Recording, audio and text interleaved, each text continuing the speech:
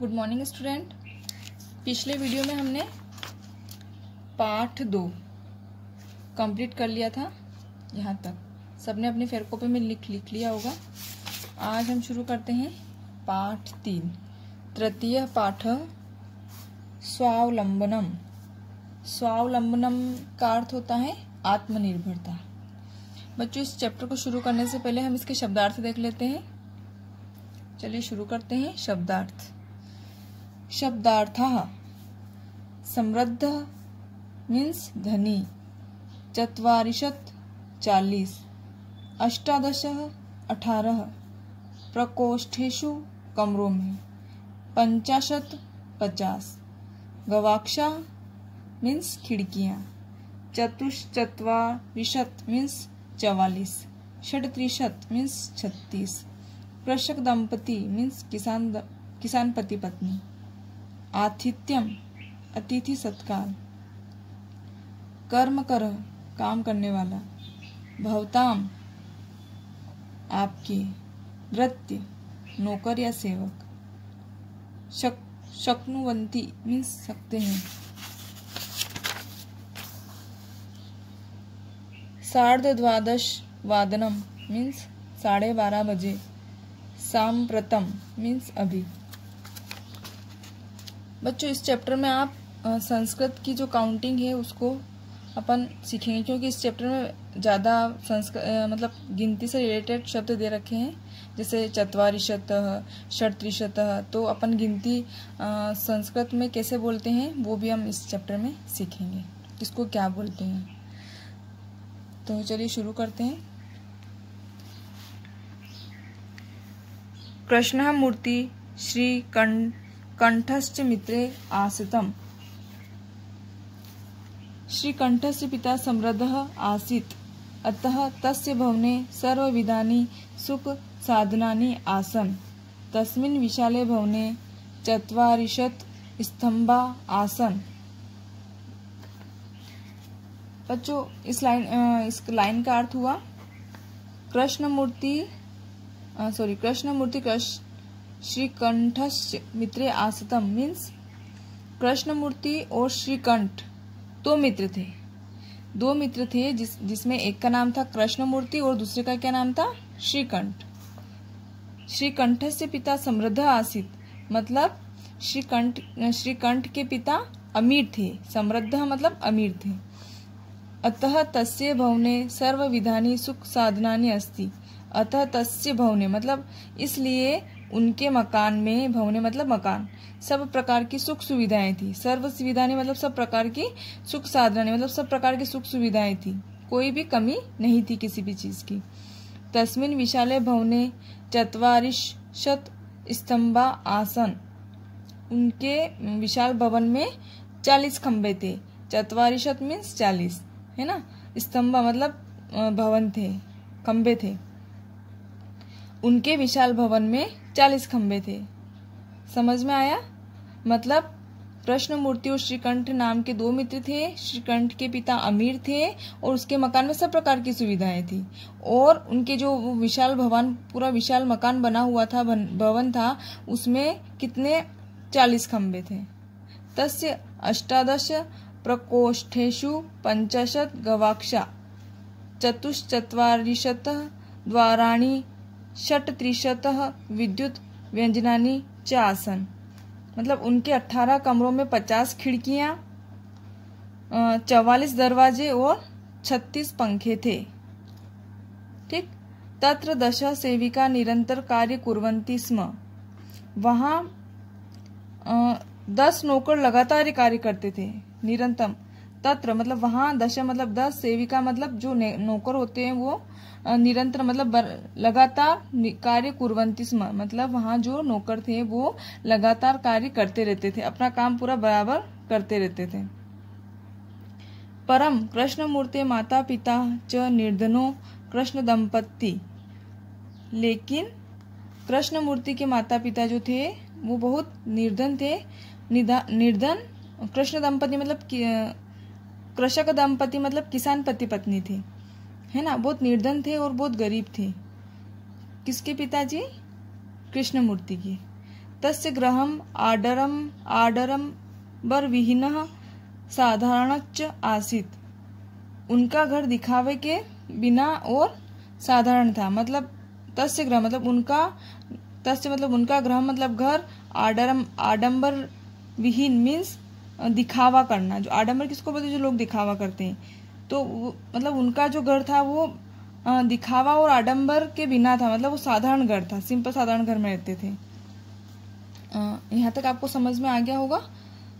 अगली लाइन है, एकदा श्रीकंठः तेन सह प्रातः नववादने तस्य गृहम् अगच्छत्। एकदा मतलब एक बार, श्रीकंठ मतलब श्रीकंठ, तेन सह मतलब उनके साथ, प्रातः मतलब सुबह, नववादने मतलब 9 बजे, तस्य गृहम् अगच्छत् 9 बजे उसके घर आया। तस्य मतलब उनके घर आ गया।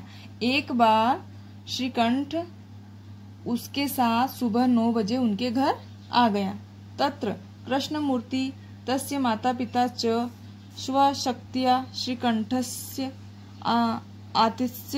आतिथ्यम अकुर्वन्। तस्य माता पिता मतलब उसके माता पिता ने अपनी शक्ति से श्रीकंठ का सत्कार, आदित्य सत्कार किया। मतलब जितनी उनकी हैसियत थी उसके हिसाब से उन्होंने उनका सम्मान किया। एतद् दृष्ट्वा श्री कृष्णम अकथयत्।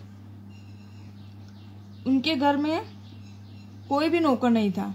मतलब ऐसा सुनकर उसने कहा, मित्र अहम भवता सत्कारेण संतुष्टो अस्मि। मतलब उनके घर में कोई नौकर चाकर भी नहीं था और फिर भी उन्होंने इस प्रकार से उसका स्वागत किया तो वो बहुत खुश हुआ और बोला। तो वो कहता है कि तुम्हारे घर में एक भी नौकर नहीं है। मतलब एतश्रुता श्रीकंठ, ये सुनकर कहता है कि मित्र अहम भवता सत्कार संतुष्टो अस्मि। मित्र मैं तुम्हारे आतिथ्य सत्कार से बहुत संतुष्ट हूँ, बहुत खुश हूँ। केवल इदमेव मम दुखद यत तव ग्रहे एकोपि भृत्य नास्ति। केवल मुझे इस बात का दुख है कि तुम्हारे घर में कोई भी नौकर नहीं है। मम सत्काराय भवता बहु कष्ट जातम। मतलब उसने कहा कि तुम लोगों ने मेरा जो सत्कार किया, आतिथ्य सत्कार किया, उसके लिए मैं बहुत खुश हूँ, लेकिन मुझे इस बात का दुख है कि तुम्हारे घर में कोई भी नौकर नहीं है। मम ग्रहे तू बहु कर्मकारा संति। मेरे घर में तो बहुत सारे नौकर है, बहुत काम करने वाले। तदा कृष्ण मूर्ति औदत। तब कृष्ण मूर्ति बोला, मित्र ममापि अष्टो कर्मकारा संति। उसने कहा, दोस्त मेरे घर में भी 8 काम करने वाले, 8 नौकर हैं। ते च मतलब वे हैं, द्वे पादो 2 पांव, द्वे हस्तो 2 हाथ, द्वे नेत्र 2 आंखें, वे श्रोते इति और 2 कान, है ना। एते प्रतीक्षणा मम सहायका। और ये मेरी मतलब हर पल हर दम मेरी सहायता, मेरी मदद करते हैं। जब उसने कहा कि तुम्हारे घर में नौकर नहीं है तो मतलब उसको थोड़ा अच्छा नहीं लगा उसके दोस्त को। तो उसने क्या कहा कि नहीं दोस्त, मेरे घर में मेरे पास तो 8 नौकर हैं। कौन कौन से? 2 आंखें, 2 कान, 2 पैर, ये सब क्या है? मेरे 8 नौकर हैं और ये सदा मेरे अधीन रहते हैं। मतलब ये जो है ये हमेशा मेरे साथ रहते हैं। किंतु तो भृत्या सदैव सर्वत्र च उपस्थिता भवन्तु न शक्नुवन्ति। परंतु तुम्हारे नौकर दिन रात काम नहीं करते। मतलब उसने कहा कि मेरे पास जो मेरे नौकर हैं वो तो हमेशा मेरे अधीन है। मतलब मैं जब चाहूँ उनसे काम करवा सकता हूँ, परंतु तुम्हारे पास जो नौकर हैं वो तुम्हारे लिए दिन रात काम नहीं कर सकते, है ना। तू सर्व कार्य भृत्या अधीन। तब तुम तो अपने कामों के लिए अपने नौकरों के अधीन हो। यदा यदा ते अनुपस्थिता तदा तदा त्वम कष्टम अनुभवसी। उसने कहा कि जब जब वे अनुपस्थित होते हैं तब तब तुम कष्ट अनुभव करते हो, है ना। अगर हम नौकर के अधीन रहते तो हम पूरे नौकर के ऊपर डिपेंड हो जाते हैं कि हमेशा जब वो नौकर आएगा तो वही सारा काम करेगा ये वो। लेकिन जब हम स्वयं कार्य करते हैं तो हमें कभी किसी चीज की दिक्कत नहीं होती। स्वावलंबने तू सर्वदा सुखमेव न कदापि कष्टम भवति। मतलब उसने कहा कि तुम तुम्हारे नौकर के अधीन हो, क्योंकि जब जब वो अनुपस्थित होते हैं, जब वो छुट्टी पे होते हैं, तब तुम कष्ट अनुभव करते, क्योंकि तब तुम्हें सारा काम करना पड़ता है और तुम्हें दुख महसूस होता है। परंतु मेरे साथ ऐसा नहीं है। आत्मनिर्भरता में तो सदा सुख ही है, कभी कष्ट नहीं होता। ये स्वावलंबन तू सर्वदा सुखमेव न कदापि कष्टम भवति, मतलब आत्मनिर्भरता में तो हमेशा हमें सुख ही मिलता है और कभी भी दुख नहीं मिलता है। समझ में आ रहा है?